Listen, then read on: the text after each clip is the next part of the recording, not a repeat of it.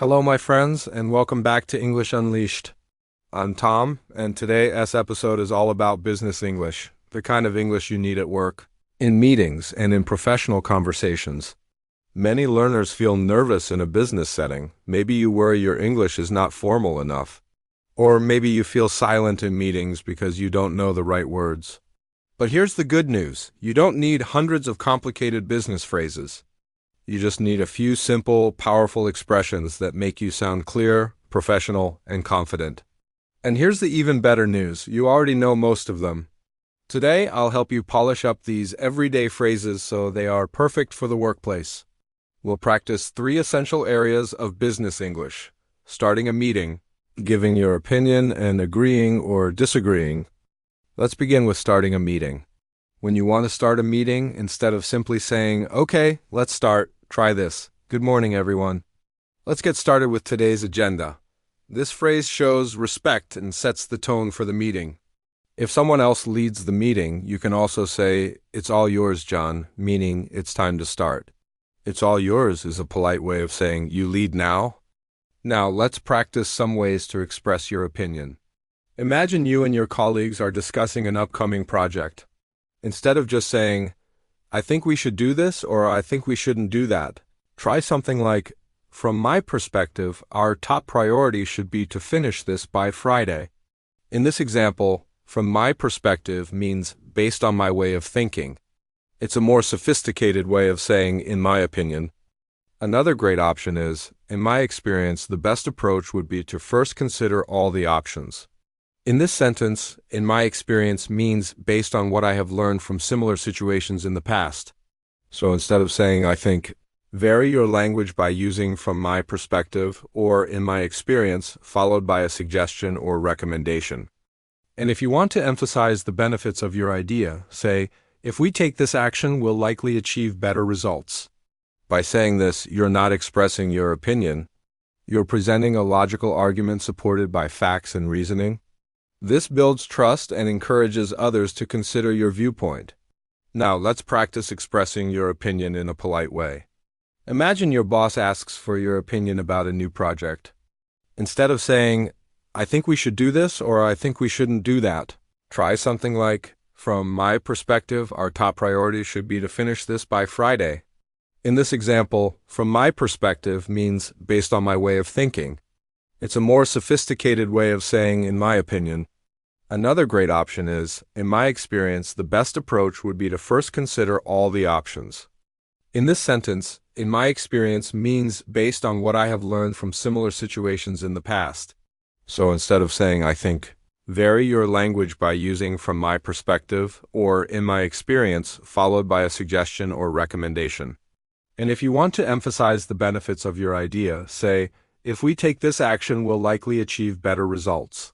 By saying this, you're not expressing your opinion. You're presenting a logical argument supported by facts and reasoning. This builds trust and encourages others to consider your viewpoint. Now let's move on to agreeing and disagreeing. When you want to agree, there are many ways to say, "I agree." For example, you can say, "That's an excellent point. I completely agree with that," or "I couldn't agree more. That's a great idea." When you agree, it's also a good idea to explain why you agree. For example, after someone suggests a plan, you can say, "I agree because doing this will likely help us achieve better results." Explaining your reasons for agreeing helps build understanding and trust among your colleagues. Let's practice disagreeing politely. You may sometimes have a different opinion. In this case, you can say, "I see your point, but I'd like to suggest a different view." Before you disagree, acknowledge the other person's idea by saying, "I see your point." This means, "I understand your idea." Then express your own opinion. You can say, "However, I believe that," or "I think that." These phrases allow you to present your own ideas respectfully. To make a polite disagreement, let's try this example. A colleague says, "We should hold the meeting tomorrow." You want to suggest an alternative day. So you could say, "I see your point, but I'd like to suggest holding the meeting on Thursday instead. We might have more time then to discuss everything." Finally, let's practice making decisions together. As a leader, it's important to guide your team to a shared decision. You can use phrases like, "So what do you think?" or "Does anyone have any objections?" After team members share their opinions, you can summarize the key points and ask, "Are we ready to make a decision now?" This lets everyone know you're prepared to move forward. If there are still questions or concerns, you can say, "Let's continue the discussion until we reach a consensus." Consensus means general agreement. As you can see, speaking business English doesn't require special vocabulary.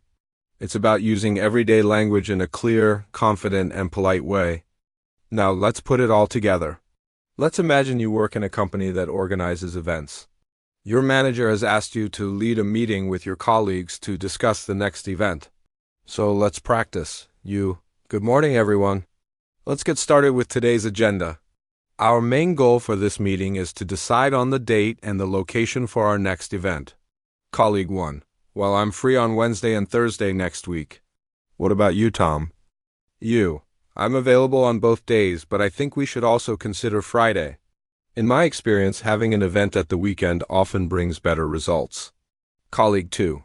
I see your point, but I'm really busy on Friday, so let's choose Wednesday. Okay, I see your point. How about Thursday then? Does anyone have any objections? Colleague 3. That day works well for me. So what do you think, John? Thursday sounds good. Then let's make a decision now. All right, so we've agreed on Thursday. Now let's talk about the location. See how we used all the expressions to start the meeting, express opinions, and make decisions together. This is just one example. There are, of course, many more ways to have conversations in business English. To make sure you never miss an episode, click the subscribe button below. And remember, you can download the free PDF Business English phrases at the website below. Thanks for joining me today on English Unleashed. Keep practicing daily, and soon you'll speak business English with ease.